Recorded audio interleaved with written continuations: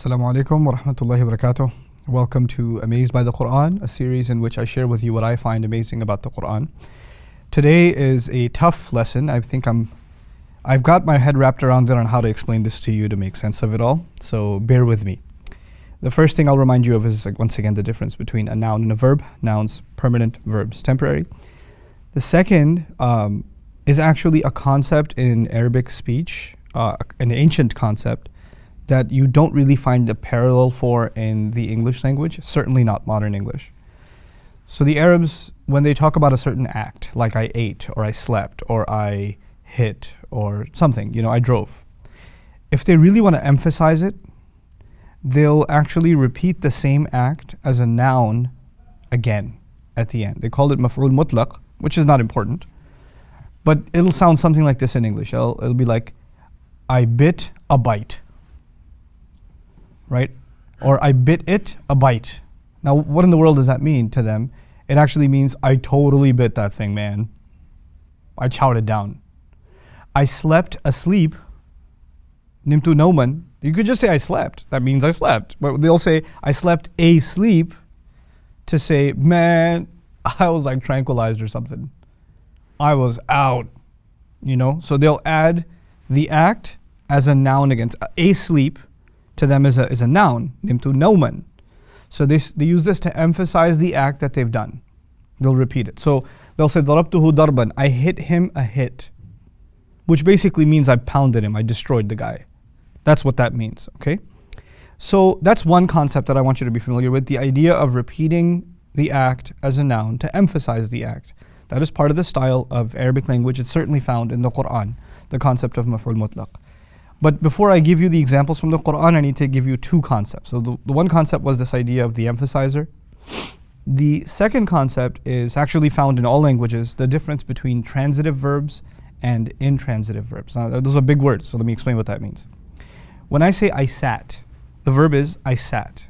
Who does that affect? It affects myself. When I say I seated, it actually doesn't affect me. It affects someone who I seated. If I say I slept, it affects me. If I say I put to sleep, it affects someone else. You understand? So, or for instance, if I were to say I stood, right? That would actually refer to myself. But if I say I made someone stand, okay, or I established or something, then you're talking about something else. So when things affect you, they are intransitive. And when things affect someone else, those acts are transitive, okay? Simple enough. Now the thing is, when you're talking about something intransitive, I slept, then the noun you're going to use to emphasize it should also be intransitive. You can't say, I slept putting to sleep. They'll say, I slept asleep, okay? Or I napped a nap, or I hit a hit. You see what I'm saying? So the verb and the noun need to correspond to each other. So if the first one was affecting someone else, the second one should affect someone else. And if the first one was affecting you, the second one should also affect you. That's logical. Except the Qur'an breaks this rule on multiple occasions. So I'll give you 3 examples of that today. You have in the Qur'an the Prophet ﷺ in the middle of the night being asked to pray. Half the night, a third of the night. And one of the statements that's made, why should he pray in the middle of the night? Everything's still, there are no distractions. Allah says, وَتَبَتَّلْ إِلَيْهِ تَبْتِيلًا. Batal in Arabic means to cut off. So tabattal actually means to cut yourself off. Now when you cut yourself off, is that transitive or intransitive? That's intransitive because it affects you. I'm cut off. Cut yourself off from all your worries. Cut yourself off from all the things that happened today. Cut yourself off from all the mean things the Quraysh said. Cut yourself off from all your anxieties and fears that you're not going to be able to do your job. Cut yourself off completely. Focus to Allah. So the idea of tabattul, and when you use ila with it, means on the one hand, cut yourself off from all distractions and all other thoughts and all other concerns, and now connect yourself entirely to Allah. Tabattal ilayhi. Okay. But Allah didn't just want to say focus towards Him. Cut yourself off and focus towards Him. He wanted to say completely and totally cut yourself off and focus towards him. Now, because cutting yourself off is intransitive, the language expected was tabattal ilayhi tabattula. The same word, furthered as a noun, cut yourself off, focus towards him, a focus. Right? That's what the examples I gave you. Except the word is not tabattula, it's tabattal ilayhi tabtila. Different word altogether, different family. This word is actually transitive, means to make someone focus. It doesn't mean to focus, it means to make someone focus. Also means to have perfect focus. There's two meanings. So you know what Allah has done? Focus towards him, making someone focus. Instead of focus towards him, a focus. That's incredible. Because now the Prophet is being told, sallallahu alaihi wasallam, that you need to focus towards Allah in your exclusivity in a way that will inspire countless others and you will make them focus. You're not just, because you know, the act of Qiyamul Layl is for yourself. Like standing in the middle of the night and praying is totally just for yourself, nobody else, not for the Prophet. His exclusive focus to Allah in the middle of the night will set a precedent for millions upon millions upon millions to come. Focus towards Allah in a way that will make others focus towards him.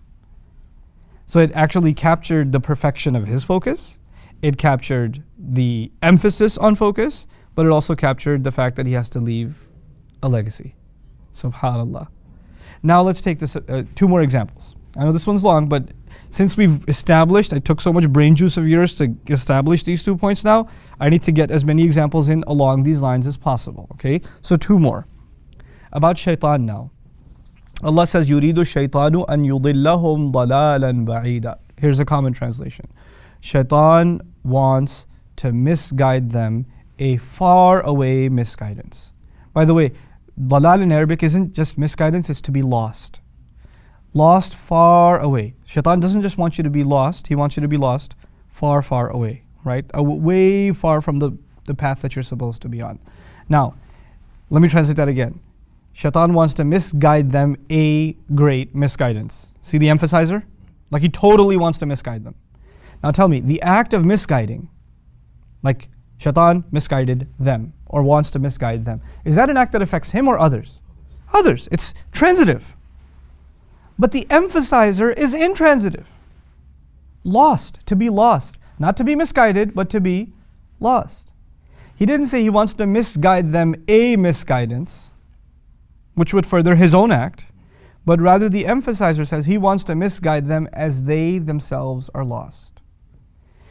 If Allah said, idlalan ba'ida, then it would have been Shaitan totally wants to misguide them and there would be no blame put on anyone except Shaitan, because the entire thing is transitive, him affecting others. But the emphasizer is intransitive, one that affects yourself. By combining those two, so the verb is transitive and the emphasizer is intransitive, Allah actually created a partnership between those two verbs, saying Shaitan wants to misguide them, but what kinds of people does he actually misguide? People that themselves get lost. He didn't want to take the blame off of people, so he put that in there. Subhanallah, dalalan ba'ida. It's incredible, you know. So nobody gets to say, well, you know, Shaitan's fault. Now, last one. This is my favorite one. Boy, is this my favorite one. I'll set this up for you. You know, sometimes, actually no, I won't set it up for you. I'll just go straight to the example. It's even better. Zakaria alayhi salam was the uncle of Maryam, salamun alayha, and he was responsible for her upbringing.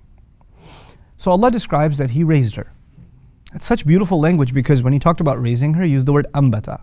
And ambata is used in Arabic when you cultivate a plant, when you grow a tree or you take care of a farm. That's imbat, to help something sprout, to help something grow. So he helped her grow. He allowed her to mature. This is ambata. Obviously that is transitive because he is maturing her. He is raising her. You with me? Right? So he raised her. Now if this was totally him, he totally raised her beautifully. Ambataha imbatan hasanan would have been the language. Ambataha imbatan hasanan would have meant that he completely and absolutely raised her in the most beautiful way. The Arab way of saying it would be he raised her a raising, right? But he didn't say it. The first part is transitive because it's him affecting her. The emphasizer is intransitive, is all about her, with no relation to him. The ayah says, أَنْبَتَهَا نَبَاتًا حَسَنًا. He raised her a beautiful growing. Not raising, but growing. And when you say a plant grows, you're giving it credit. When you say I grow a plant, you're giving me credit. The first part of the ayah, he raised her, gives him credit. The second part of the ayah, a beautiful growing, instead of a beautiful raising, gives her credit. So Allah is saying that it's not enough that you provide a wonderful environment, a nurturing, caring environment. You take care of someone, you give them the right education. Like for example, a farmer who says, I should give the soil plenty of water, I should take care of the soil, I should make sure it's soft, I should make sure it gets a lot of sun, I should remove all insects and weeds and things like that from it, I should do as much as I can. The farmer can do as much as he can. If the seed itself is defective, you could have all the environment, it won't happen.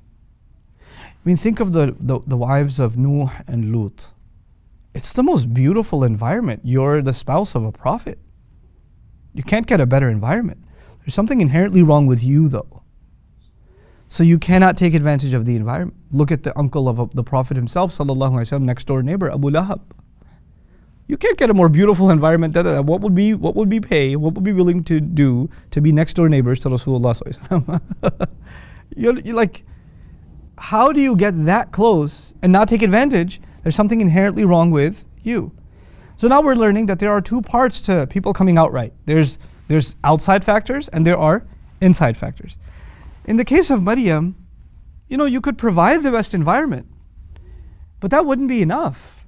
She would have she would have to have the nurturing, like the desire to want to grow and the inherent goodness herself for this to work. And so Allah highlighted her awesomeness and his awesomeness together, the best environment and the best child at the same time. SubhanAllah, both of them come together. So, and of course, I share these things with you because this is just almost impossible to capture in translation, right? So Shaitan totally wants to misguide them. Focus on him entirely, focus on Allah entirely, or he raised her beautifully. That's all it's going to say. What more are you going to get? You're going to miss this amazing wisdom of the Qur'an that you can only appreciate when you go from lazim to muta'addi, transitive to intransitive to transitive, when you understand the emphasizer and the role of the emphasizer. God, this stuff is so cool, man. The only challenge is this stuff is so technical and so grammatical. I mean, you might have found that this was really technical. I don't know. I hope I made this somewhat easy to understand. Watch it a couple of times, I think you get it, right? But the challenge is that you have to study like years of grammar before they discuss this juicy stuff.